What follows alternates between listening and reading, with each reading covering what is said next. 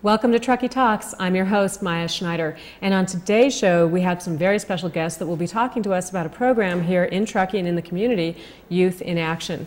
It's my very distinct pleasure to welcome back to the show Melinda Mahler.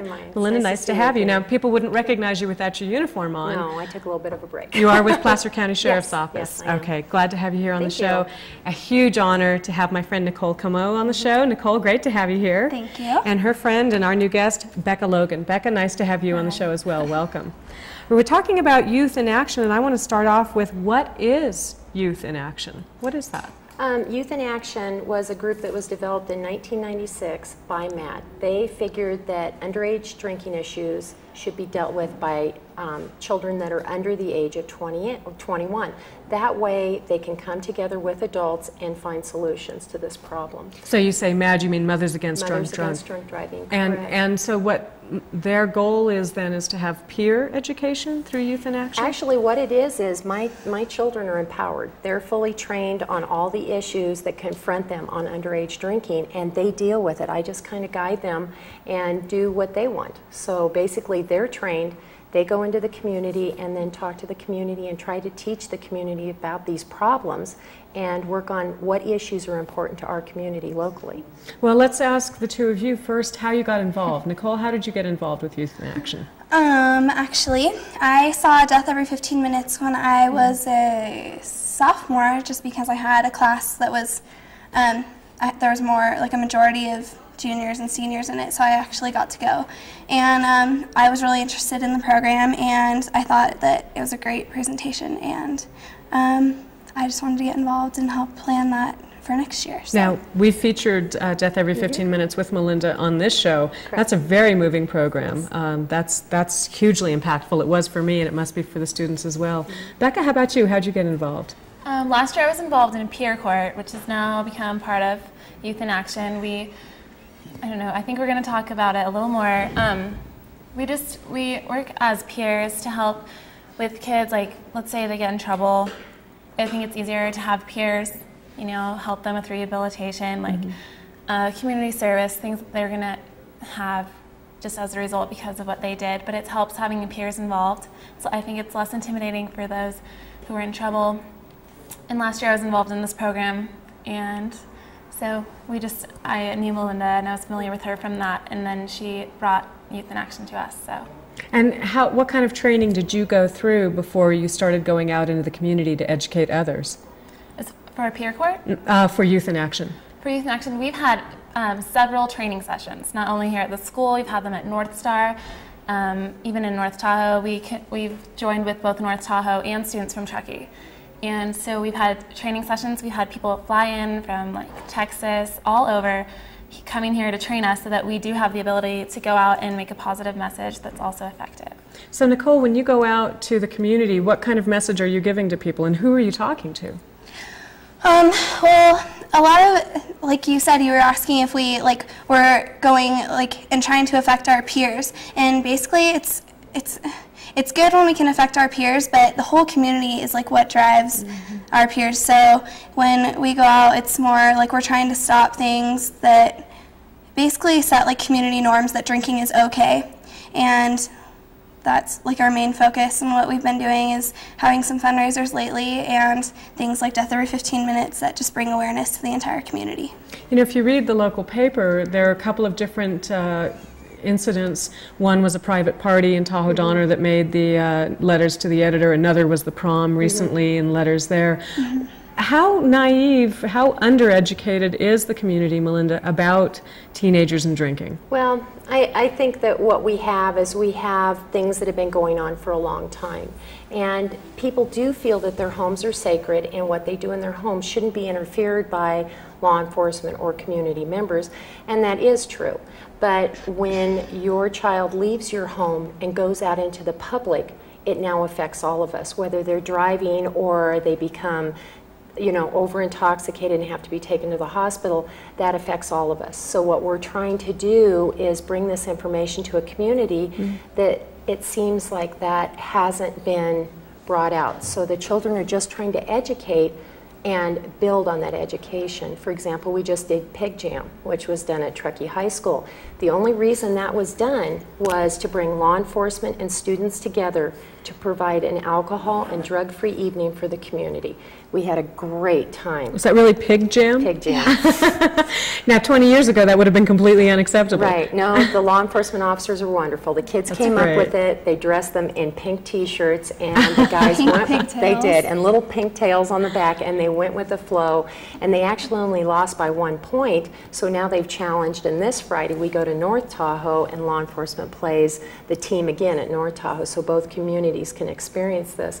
But basically, it's just educating, and not trying to reprimand anybody, bring it to them, and most people are wonderful. They're really being open and saying, well, I didn't know that, because zero tolerance is a very vague law, so we really want to bring that out. Well, I think a number of people would be surprised in this community to find out how much drinking goes on and, Right. and the damages that can be done as a consequence of that.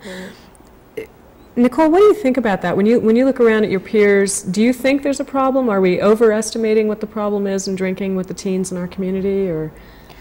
No, I definitely think there is a problem, and I know like MAD's entire focus is to stop underage drinking completely, but as of right now, I think our main purpose is just to stop them from getting behind the wheel, because that's the biggest problem, I think, and that's what's killing people. And I don't know, the drinking is definitely out of control. Like, alcohol has actually been proven to kill 6 times more than all of the illicit drugs combined.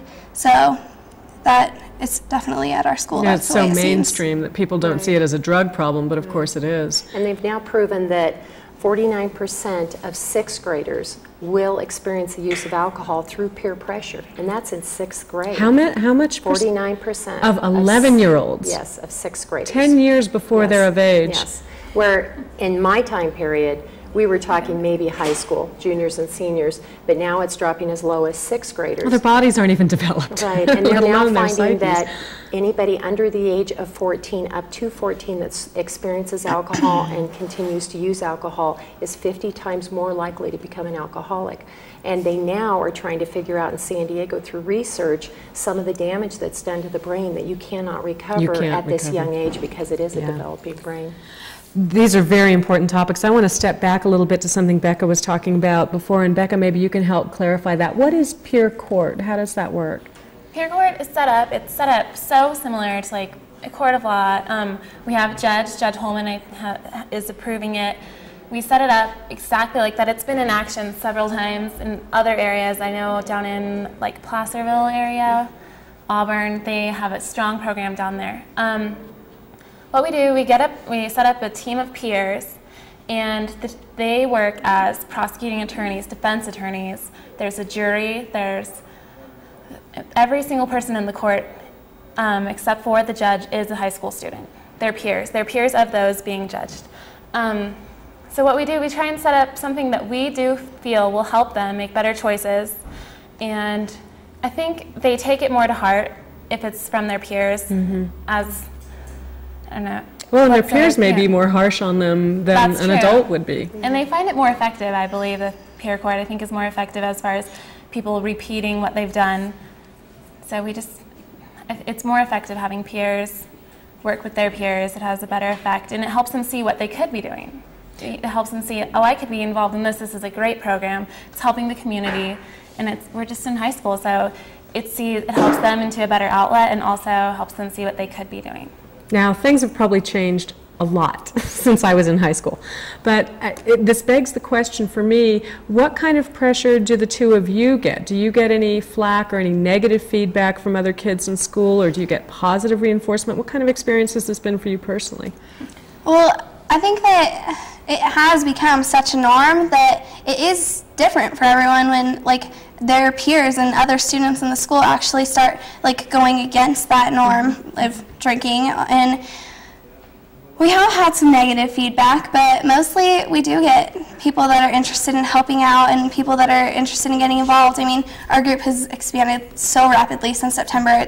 There's 73 members right now. Wow, that's huge. North Tahoe and our group, so. And Melinda, when I hear you and when I watch you, you look like the pride of a mother here of 73 children. I thought when we started this program in September, I was sent to Dallas to train through MAD, and I thought, okay, 10 from each high school, I'll be really happy. That was my goal.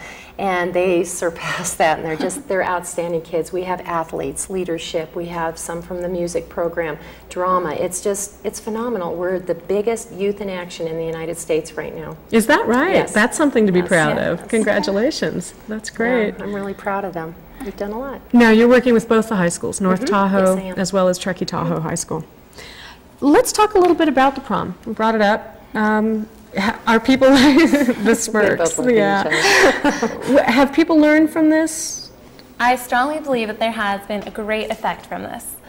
There is people, they don't support what happened at prom, and I think that's just because they weren't expecting it. We've been hearing so often, like, things are going to happen, you're not allowed to drink at this school event. And it's great that we finally had Placer County support zero tolerance, which is a law that's in effect, especially on school ground in public. So we finally had Placer County support us. I think part of the reason we've had some disapproval is mainly because we weren't expecting it. But students now know that it is in effect and that it's not tolerated. So we're hoping that that will change, especially in the following school year. So people won't be surprised by it. They'll know if they show up drunk or drink alcohol on site that they're going to get hauled away. And zero tolerance, since zero tolerance has been put into place, they figure that 17,000 lives have been saved due to this law. And so to me, 17,000 lives, if we even saved one child at that prom, I'm willing to take the flak for that, because I think that that's an important thing, not putting that child behind the wheel. And zero tolerance basically enforces laws that are already in effect, but says there's no warning, there's no getting off. Actually, zero tolerance was put in place by a Tennessee Youth in Action. They were one of the 6 pilot programs that actually started in '96. Their friends were dying, and they knew they were part of this new program, and they wanted to do something. So they went to Washington, D.C. and met with Senator Byrd, who thought their idea was fantastic. He then enacted zero tolerance, which is now a federal law across the United States. What it does is any child under the age of 21 that is caught driving behind the wheel with a .01 alcohol level or higher is considered it's illegal. And then any child that's in public consuming alcohol is also illegal too. .01 and .08 is the Illegal level of right. intoxication Right. for adults. Easy for me to say, and I haven't had anything to drink. All right, well, this is a fascinating program. We're going to be talking more about this. We do have to take a break right now, but we'll be back with Melinda Mahler, Nicole Comeaux, and Becka, Logan. It's very nice to have all three of you on the show. Thank you. We'll be back in just a minute. Stay tuned.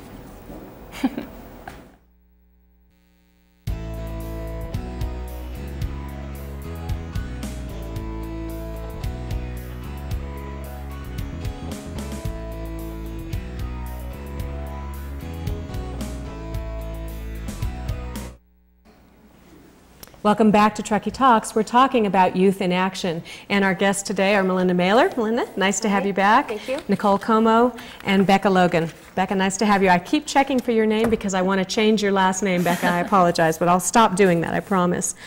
Melinda, there's a lot that goes on with this program. You've got 73 students, you need training, Correct. you need logistics. There's got to be costs involved. There are. How do you fund this program? Well, to date, either Placer County Sheriff's Department or the California Highway Patrol, whatever I need, they come forward helping to fund their meals at training or, for example, the shirts for Pig Jam, so it didn't come out of their money. But we have a program that's a valuable program, and so the children have decided they want to start funding their program, which is it's credible. I think they should. That's great. Yeah. That's great. So are you going out then and soliciting dollars from people in the community? We're trying. It's kind of hard to raise money to go to a conference in Hawaii because it's Hawaii, and how can you learn there? No, but I really think we will. We didn't really get into the conference yet, but this National Safety Conference that we've been invited to is actually going to be held in Honolulu, and our Youth in Action team and the Youth in Action team from Hawaii will be the only 2 teams there.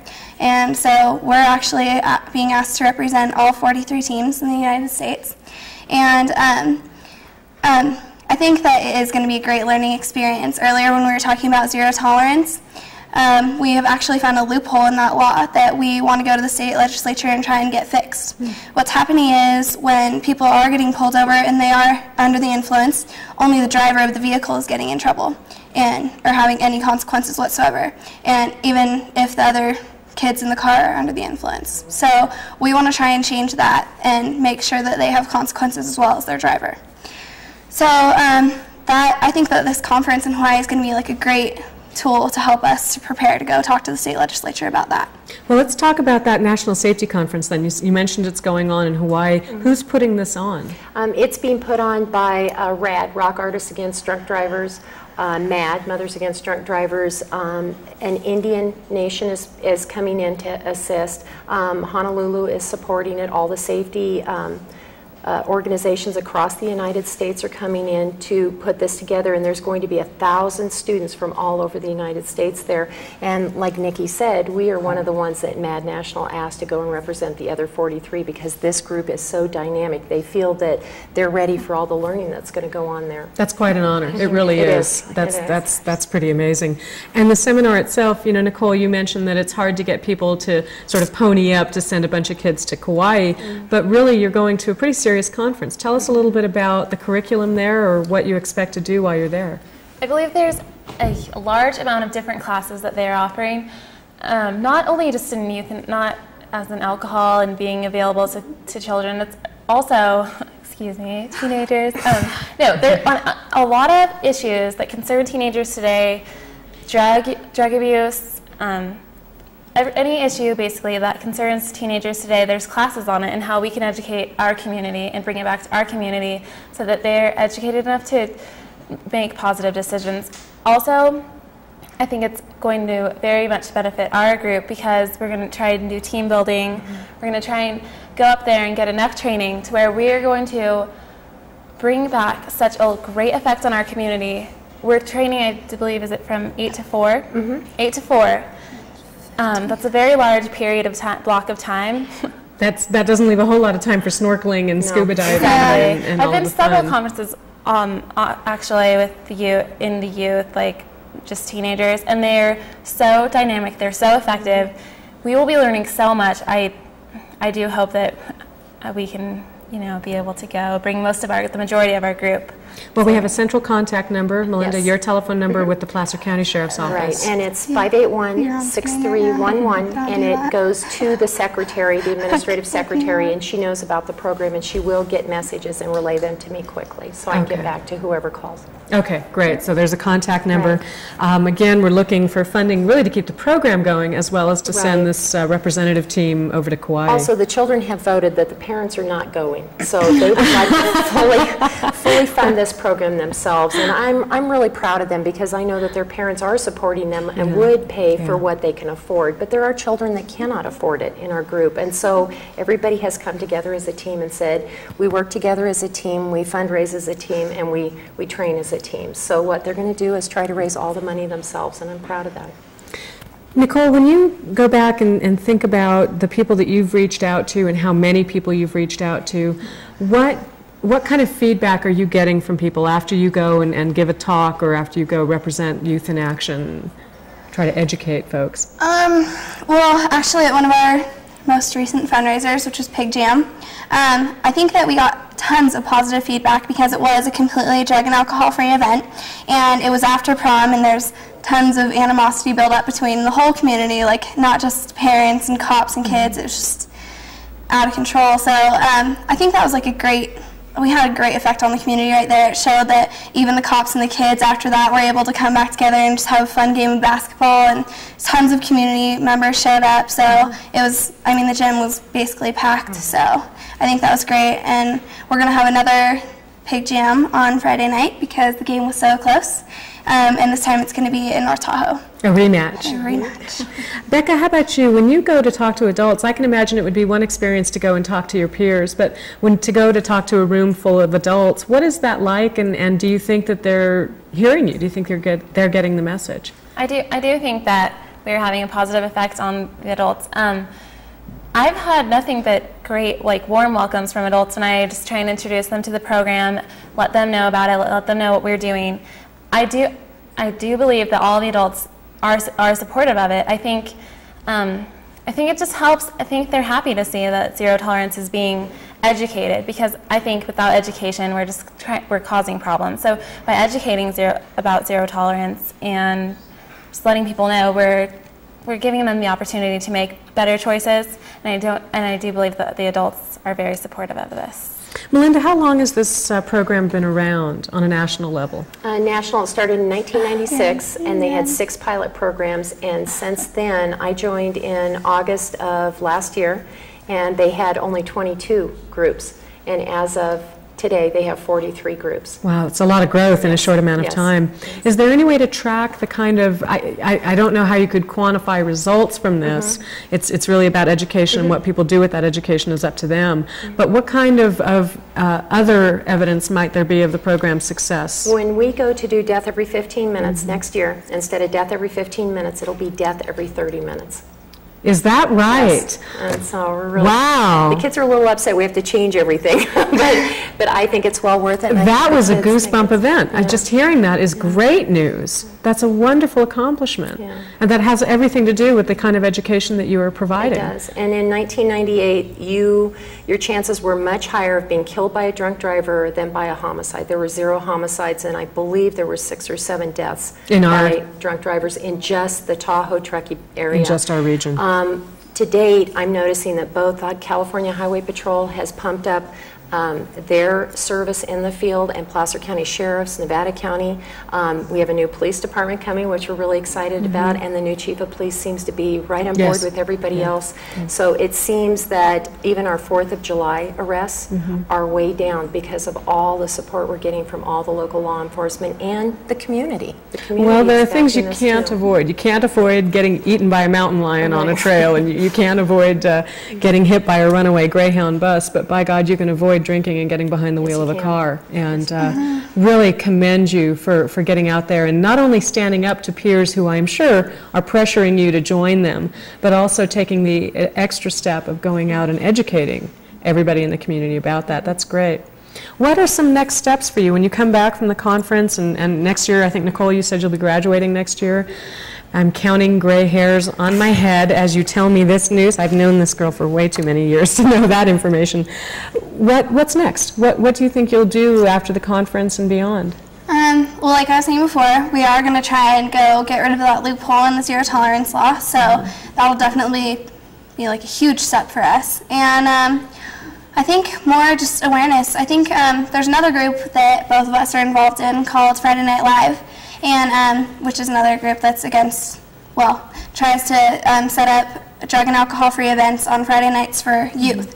And we're going to try and join together with them and set up a PSA, a public service announcement, talking about not only the alcohol abuse, but drug abuse as well. So, well, alcohol is a drug, but But you're right, people do separate it in their minds. Yes. Yeah. So that'll be another one of our steps. I really can't think of any more. Can you? No, I think that we're going to, along with our plans that Nikki said, we're going to learn so much at our conference. There's so many classes and structured workshops that are set up, and we'll probably learn like so much, get so many ideas, get so much initiative from this conference. We're going to come back and just add to that plan with probably a great deal of activities. Yeah, I think it'll be like a great motivator for the entire group. And you mentioned some fundraisers, Melinda. Yes. Tell us about those. So we have the Pig Jam, which we're holding the second one, which you've heard of several times. We have Evening of Stars, which they are going to be honoring both law enforcement, the courts, anybody in the community that is stepping forward against this fight against underage drinking. And what we're going to do is have a very special guest speaker. We're not sure who it's going to be, but we are looking for a special guest speaker.